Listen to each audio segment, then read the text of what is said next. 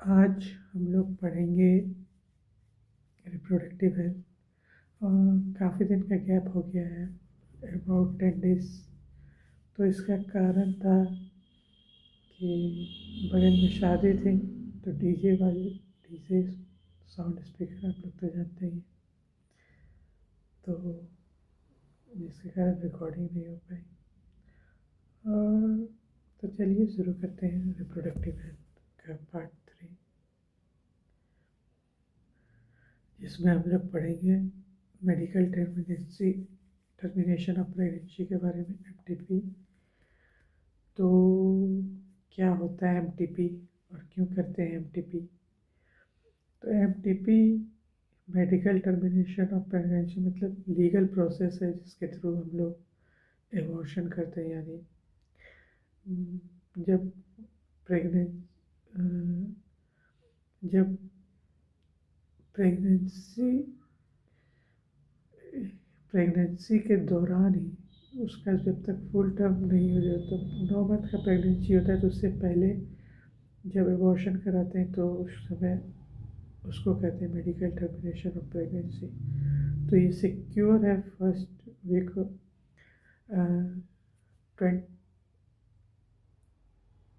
12 safe है, first trimester तक safe है, उसके बाद तो काफ़ी अनसेफ हो जाता है। तो 3 मंथ ऑफ प्रेगनेंसी तो सेफ माना जाता है उस ड्यूरेशन को, उस समय प्रेगनेंसी कर सकते हैं।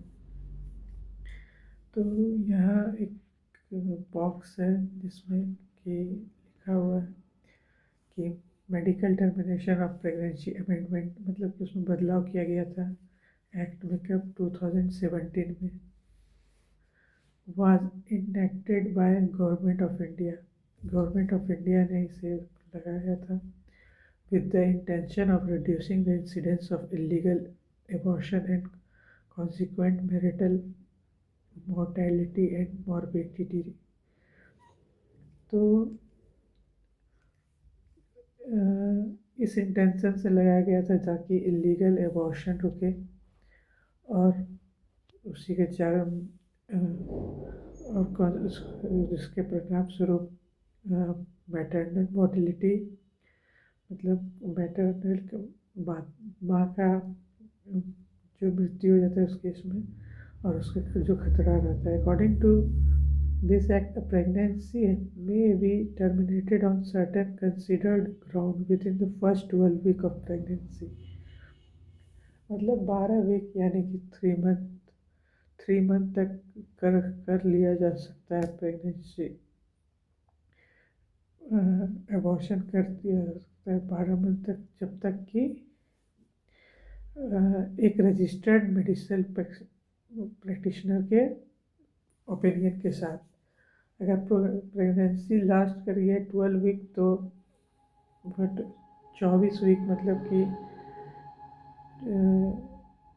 6 मंथ से कम है, तो 2 रजिस्टर्ड मेडिकल प्रैक्टिशनर है, 2 डॉक्टर का आप लोगों को सलाह लगेगा। और फिर गुड फेथ में दैट उसका ग्राउंड ये होना चाहिए कि कंटिन्यूस, अगर प्रेगनेंसी आगे कंटिन्यू करेगा तो प्रेग्नेंट वुमेन चाहे तो इंजर हो जाएगी फिजिकली या मेंटल हेल्थ के लिए, और या फिर उसका जो बच्चा जन्म लेगा उसमें कुछ रिस्क हो जाएगा, वो सफ़र करेगा आगे फिजिकली या mentally. Abnormality as to be seriously be handicapped, और अगर एबनॉर्मेलिटी है तो उसमें कुछ भी सीरियस हैंडीकैप्ड होना चाहिए, नहीं कि थोड़ा बहुत टेढ़ा है, तो मतलब सीरियसली हैंडीकैप्ड होना चाहिए। तो इंटेंशनल और voluntary termination of pregnancy should be turn is called medical termination of pregnancy. तो इंटेंशनल खुद की इच्छा से या फिर खुद की इच्छा से जो टर्मिनेशन होता है प्रेगनेंसी का, उसको कहते हैं मेडिकल टर्मिनेशन ऑफ प्रेगनेंसी। और इंड्यूस्ड एबॉर्शन, इंड्यूस्ड एबॉर्शन मतलब कि खुद से किया गया। Nearly account to 1/5 of total number of conceived pregnancy in a year. जितना लोग प्रेग्नेंट होते हैं उसका 1/5 total number of conceive pregnancy होता है, वो उसका क्या हो जाता है, उसका एबॉर्शन। ये काफ़ी लंबा नंबर है। ये तो जो लीगली रजिस्टर्ड है, और जो अनरजिस्टर्ड वो तो अलग ही है। Whether to accept a legalized MTP or not is being debated upon in many countries due to emotional, ethical, religious and social issues involved in it. तो इसमें कि इसको लीगलाइज करना है कि नहीं, इसके लिए बहुत सारे कंट्री में इमोशनल, इथिकल और रिलीजियस काउज के कारण भी, रिलीजियस और सोशल इश्यूज के कारण भी बहुत लोग सोच ही रहे। गवर्नमेंट ऑफ इंडिया कब किया था लीगलाइज एमटीपी? तो 1971 में किया था। अमेंडमेंट कब आया था? 2017, मतलब इसमें बदलाव 2017 में आया था।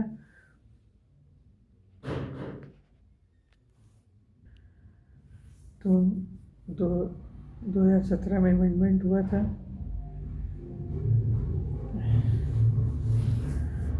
तो with some restrict condition to avoid its misuse, such restrictions are more important to check.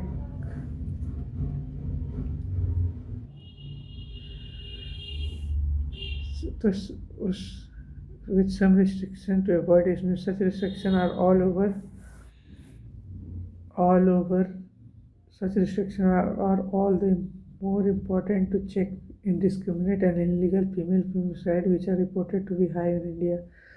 तो किस लिए ये सब रिस्ट्रिक्शन लगाया गया? ताकि फीमेल फिटोसाइड ना हो सके, मतलब फीमेल बच्चे के जो गर्भ में ही गिरा दिया जाता है, अबॉर्शन कर दिया जाता है, ये ना हो। Why MTP? Obviously the answer is to get rid of unwanted pregnancy either due to casual and protected intercourse or failure of the contraceptive use of coitus or rapes. तो चाहे तो कैजुअल एंड प्रोटेक्टेड इंटरकोर्स के failure के दौरान या फिर during quarters और rape के दौरान। तो इसलिए एमटीपी का यूज़, एमटीपी मतलब लीगलाइज किया गया। MTP are also essential in certain cases where continuation of pregnancy could be harmful or fatal either to mother or fetus or both. उस समय भी यूज आता है जब कि मदर के जीवन पे खतरा हो, या फीटस पे हो, या फिर बोथ पे हो। MTP are conditioned relatively safer during the first trimester, that is up to 12 week of pregnancy. MTP कब सेफर है? तो 12 वीक ऑफ प्रेगनेंसी में। सेकेंड टाइमेस्टर का एबॉर्शन मच रिस्कियर है, दोनों के लिए, बच्चा के लिए, माँ के लिए। One distribution trend observed is that a majority of MTP are performed illegally by unqualified quacks. एक डिस्ट्रीब्यूशन ट्रेंड क्या ऑब्जर्व करता है कि majority of MTP are performed by unqualified quacks, झोला छाप डॉक्टर। तो यही क्वैक्स किसको बोलते हैं? झोला छाप डॉक्टर को। which are not only unsafe but could be fatal too. ये अनसेफ भी नहीं बल्कि फैटल है। तो एक बड़ा ट्रेंड क्या देखा गया है कि बहुत ज़्यादा इलीगल एमटीपी कौन परफॉर्म करते हैं? तो क्वालिफाइड क्वैक्स करते हैं, मतलब झोला छाप doctor. Another dangerous trend is misuse of amino synthesis. तो अमीनो सिंथेसिस का मिसयूज किया जाता है किस लिए? तो determine the sex of unborn child. तो ये आपको लोगों को बताया ही था कि कैसे एक सेल, फीटस का सेल लिया जाता है और फिर उसको देख के चेक किया जाता है कि इसमें कौन सा है, मदर कौन सा है। क्रोमोजोम पे भी चेक कर सकते हैं कि कैसा है, अलग अलग मेथड है। तो एमिनो सिंथेसिस में सेल लिया जाता है, फिर चेक किया जाता है कौन फीमेल है कि मेल है। फीमेल है तो फिर उसको एबॉर्शन कर दिया जाता है। तो ये इलीगल है, तो इसीलिए इसको रोकने के लिए कुछ रूल्स भी बनाए गए हैं। लेकिन फिर भी कुछ अनक्वालिफाइड क्वैक से भी लोग जाके एबॉर्शन करवा लेते हैं, जिसके कारण अनसेफ होता है। Frequently, if the both fetus is found to be female, it's followed by MTP. This is totally against what is legal. तो ये totally against the law है. ये तो ये नोट्स है क्या है. तो जो इम्पोर्टेंट था लिख दिया. MTP medical transmission of pregnancy जो 40 से 45 मिलियन MTP परफॉर्म होता है ऑल ओवर द वर्ल्ड. 40 से 45 मिलियन इम्पोर्टेंट है. 40 से 50 million MTP all over the world, जिसमें वन फिफ्थ और टोटल कंसीव्ड प्रेगनेंसी का है.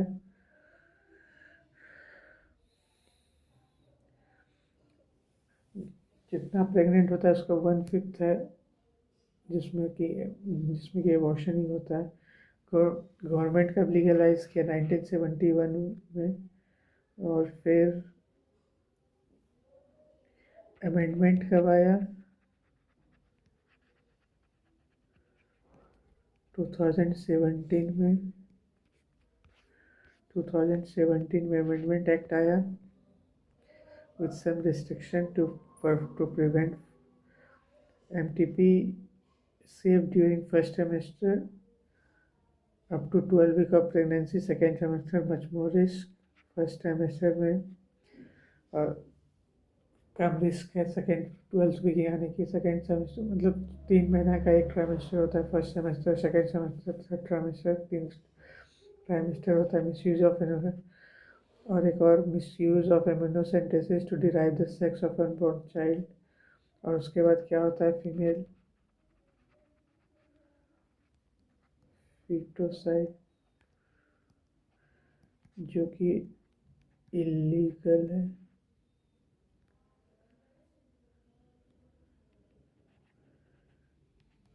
against the law. Such practices should be avoided because these are dangerous both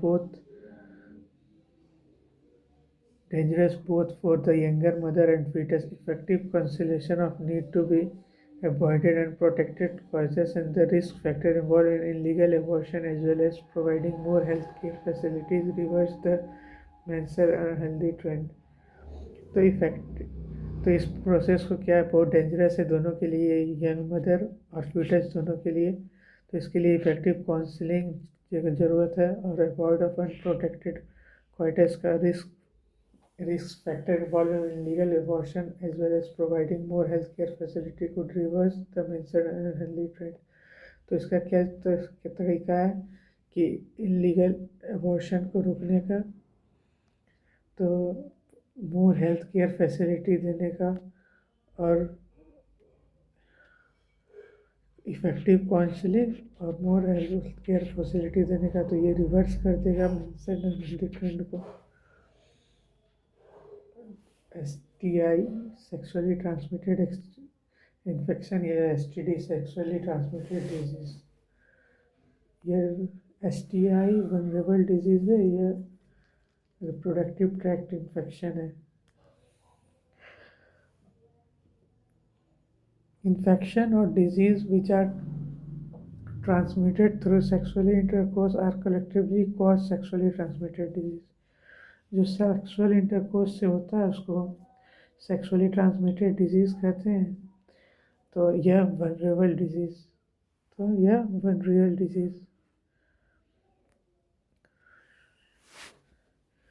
तो सेक्सुअली ट्रांसमिटेड डिजीज़, ये sexually transmitted infection, ये venereal disease, या reproductive tract infection. क्या है? तो रिप्रोडक्टिव ट्रैक्ट इन्फेक्शन है. Gonorrhoea, syphilis, herpes, chlamydiasis, genital warts, trichomoniasis, hepatitis B, and of course the most discussed in recent year HIV. तो क्या क्या है? गोनोरिया है, सिफिलिस है, जेनिटल हर्प्स है, क्लेमाइडियासिस है, जेनिटल वॉर्ट्स है, ट्राइकोमोनियासिस है और हेपेटाइटिस बी है. तो ये सब क्या है? वनरेबल डिजीज है, sexually transmitted disease. Trichomoniasis, hepatitis B, genital warts, chlamydiasis और genital herbs.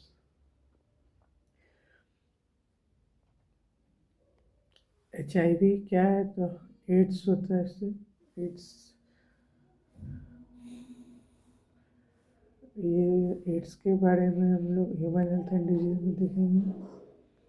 Some of the infection like hepatitis B and HIV can also be transmitted by sharing injected needles, surgical instrument, ECC with infected person, transmission of view, transmission, transfusion of blood, or from an infected mother to fetus। HIV और hepatitis B किससे किससे हो सकता है? Sharing of infection needle, surgical instrument ETC से, with infected person से, transfusion of blood, और from infected mother to foetus to, mother से चिल्ड्रन में भी जा सकता है, और सर्जिकल इंस्ट्रूमेंट से भी, और शेयरिंग ऑफ इंजेक्शन नीडल से भी। Exception of hepatitis B, except for hepatitis B, genital herpes और HIV। Adult diseases are completely curable if detected early and treated properly। तो कौन कौन डिजीज क्योर नहीं हो सकता? तो हेपेटाइटिस बी, जेनिटल हर्ब्स और HIV, ये सब रियल डिजीज है जो कि क्योर नहीं हो सकते हैं। STI, RTI, वन रियल, तीनों एक ही है। तो early symptoms of more of this are minor और इंक्लूड ईचिंग। तो यहाँ लिख दिया है अर्ली सिम्टम क्या क्या है। इंक्लूड ईचिंग है, फ्लूइड डिस्चार्ज है, स्लाइट पेन है, स्वेलिंग है। तो क्या क्या है? Fluid discharge, slight pain, swelling, itching in the genital region. कहाँ? तो जेनिटल रीजन में, जेनिटल रीजन में।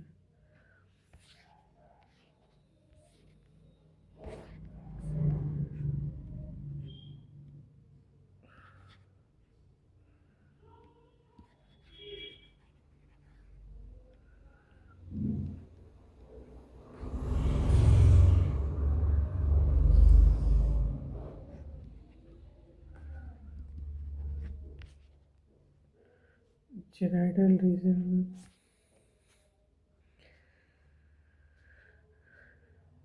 इन्फेक्टेड फीमेल में often be asymptomatic and hence may remain undetected for long। तो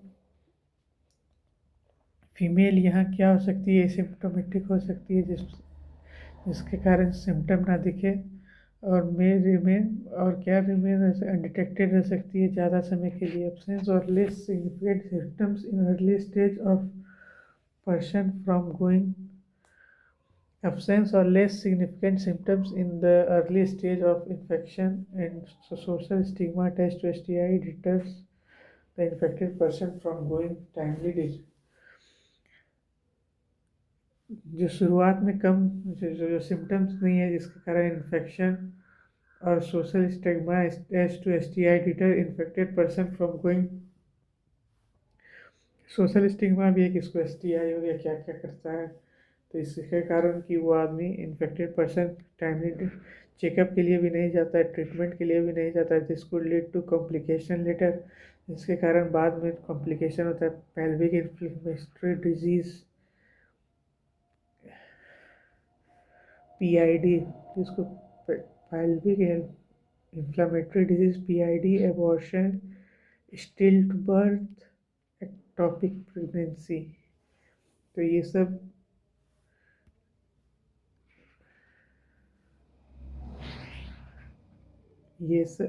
इनफर्टिलिटी और इवन कैंसर। तो यहाँ लिख दिया था ये सब क्या क्या? Pelvic inflammation, abortion, stillbirth, ectopic pregnancy, infertility और इवन कैंसर। तो ये सब होता है किसके कारण? शुरुआती इन्फेक्शन में अगर नहीं पकड़ा जाए तो क्या क्या हो जाता है? पेल्विक इन्फेक्शन, शुरुआत में अगर चेकअप के लिए नहीं जाइएगा, नहीं करवाइएगा चेकअप, तो क्या हो? Pelvic infection, abortion, stillbirth, ectopic pregnancy, infertility और इवन कैंसर। तो जब शुरुआत में लगे तो आप हमेशा जाना चाहिए चेकअप के लिए. One could be free of this of infection by avoiding following the principle given in below. तो all the person are vulnerable to disease incident. तो 15 से 24 साल में ज़्यादा होता है इसका. तो STI एक मेजर थ्रेट है हेल्दी सोसाइटी के लिए. तो इसका प्रिवेंशन, अर्ली डिटेक्शन और क्योर प्राइम कंसिडर है रिप्रोडक्टिव हेल्थ केयर के प्रोग्राम के अंदर में. तो रिप्रोडक्टिव हेल्थ केयर प्रोग्राम के अंदर में क्या है, तो STI मेजर थ्रेट है हेल्दी सोसाइटी के लिए. तो उसका प्रिवेंशन, अर्ली डिटेक्शन और क्योर क्या है, given prime consideration under reproductive health care programme. तो very high among person in age of 15 से 24 इनफर्टिलिटी. पहला क्या है, बर्ड सेक्स विद अननोन पार्टनर्स या multiple partners. Avoid sex with unknown partners या multiple partners. Always try to use condom during coitus. In case of doubt, one should go to qualified doctor for early detection and get complete treatment if diagnosed with infection. तो doubt के case में कहाँ जाना चाहिए, qualified doctor के पास. क्या detection का complete treatment if diagnose with कोई इन्फेक्शन से डायग्नोज हुआ है तो. Disease, infertility. तो इनफर्टिलिटी का पूरा बना दिया, इसी को पढ़ा जाता है. STI वनरेबल 15 से ये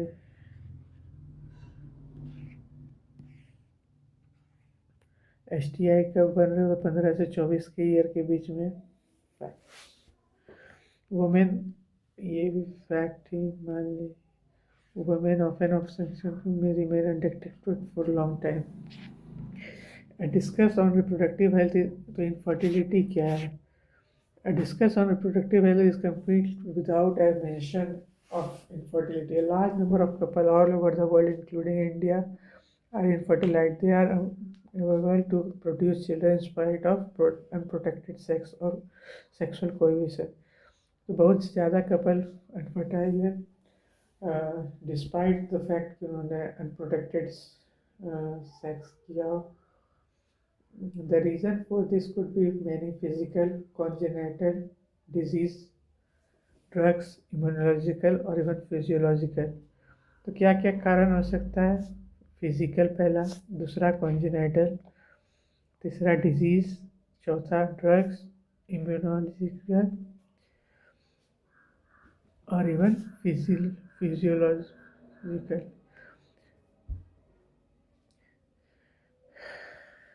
तो ये इम्यूनोलॉजिकल में आप लोग ब्लड में पढ़िएगा कि कैसे निगेटिव ब्लड ग्रुप वाले कैफिटोसाइट एक बार फर्स्ट चाइल्ड अगर पॉजिटिव RH का हो तो फिर नेगेटिव RH का सेकेंड चाइल्ड होगा तो फिर उस समय वो प्रेगनेंसी नहीं हुआ. तो ये अगर मदर भी निगेटिव है, फादर पॉजिटिव है, ये केस आप पढ़िएगा ब्लड वाले में. तो रीज़न फॉर इनफर्टिलिटी क्या क्या, फिजिकल, कॉन्जेनाइटल डिजीज, कोई डिजीज़ है, कुछ कॉन्जेनाइटल प्रॉब्लम है, फिजिकली अनफिट है, इम्यूनोलॉजिकल ब्लड वाला, फिजियोलॉजिकल कुछ टेस्टिकल्स में प्रॉब्लम, सेमिफेरस ट्यूब्यूल काम नहीं कर रहा, स्पर्म काउंट लो है, तो फिजियोलॉजिकल कुछ डिजीज़ है जिसके कारण इम्पोर्टेंट हो चुका है.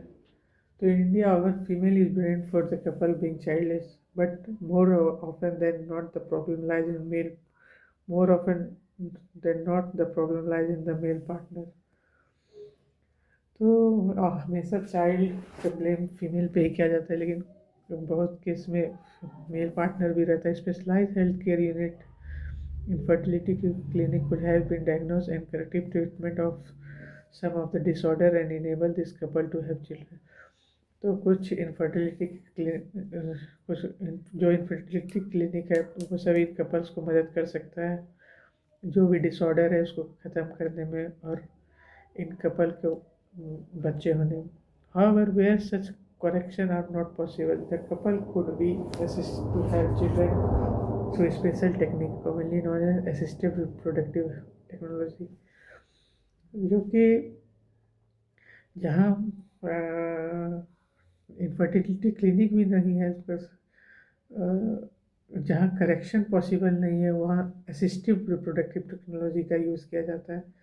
जब करेक्ट नहीं किया तो दूसरे का मदद डोनर का मदद लिया जाए तो वो IVF है इन विट्रो फर्टिलाइजेशन मतलब बाहर फर्टिलाइजेशन करना। तो स्पर्म को लेते हैं फिर ओवा को लेते हैं फिर ओवम को लेते हैं और फिर उसको डाल देते हैं टेस्ट ट्यूब में। अब टेस्ट ट्यूब में फर्टिलाइज हो गया। अब दो तरह का उसमें भी फर्टिलाइजेशन होता है। एम्ब्रायो फॉर्म हो गया। अब ब्लास्टोमेयर अब 8 ब्लास्टोमेयर तक तो फैलोपियन ट्यूब में जाता है एम्ब्रायो और मोर देन 8 वाला को यूट्रस में। तो वही है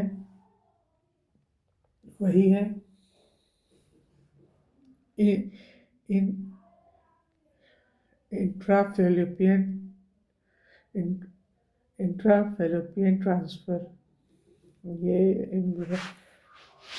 IVF इन विवो फर्टिलाइजेशन। तो इसमें जाइगोट ये फैलोपियन ट्यूब में ये इंट्रा यूट्रस ट्रांसफ़र। तो embryo form could also help women who can't जो एम्ब्रायो यहाँ फॉर्म हुआ IVF के थ्रू उसमें भी मदद कर सकता है जिसमें कि ओवम नहीं है। तो उसको क्या गिफ्ट के और एक क्या है गिफ्ट। तो इसमें क्या होता है transfer of ovum from donor to fallopian tube of women who can't produce one. तो जो नहीं कर सकता तो उसमें ओवम डाल देंगे फिर स्पर्म आएगा नेचुरल प्रोसेस के थ्रू फिर वहाँ फर्टिलाइजेशन होगा फिर एम्ब्रायो बनेगा। फिर ब्लास्टोमेयर 8 ब्लास्टोमेयर तक हो जाएगा तो फिर वो यूट्रस में आके यूट्राइन वॉल से कनेक्ट हो जाएगा। तो फिर डेवलपमेंट होगा उसका 8 से ज़्यादा ब्लास्टोमेयर। फिर धीरे धीरे टोनोप्लास्ट का 2 लेयर बनेगा। फिर उसके बाद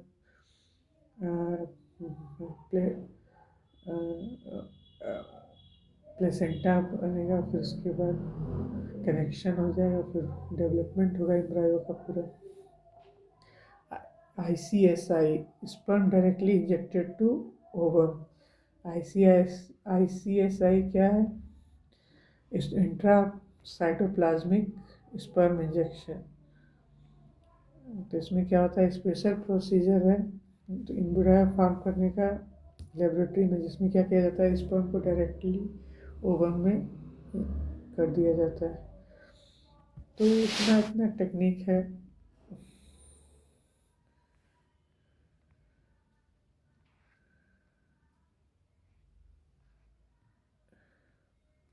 तो इतना टेक्निक है फिर भी हम लोग को अगर सिर्फ बच्चा ही चाहिए तो क्यों ना इतना अनाथ बच्चा है तो इससे गोद ले ले। तो यही यहाँ नीचे लिखा हुआ है कि इसमें बहुत ज़्यादा है ये मेडिकल प्रोसीजर का होता है कॉस्टली भी होता है लेकिन हमारा लॉ परमिट करता है हम लोग को एडॉप्शन का। तो क्यों ना एडॉप्ट कर ले क्योंकि जो पेरेंटहुड के लिए कर रहे हैं तो एडॉप्ट चाइल्ड कर लें।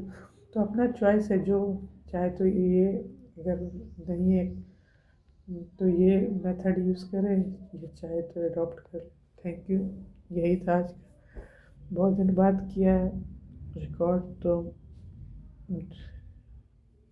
थैंक यू जो भी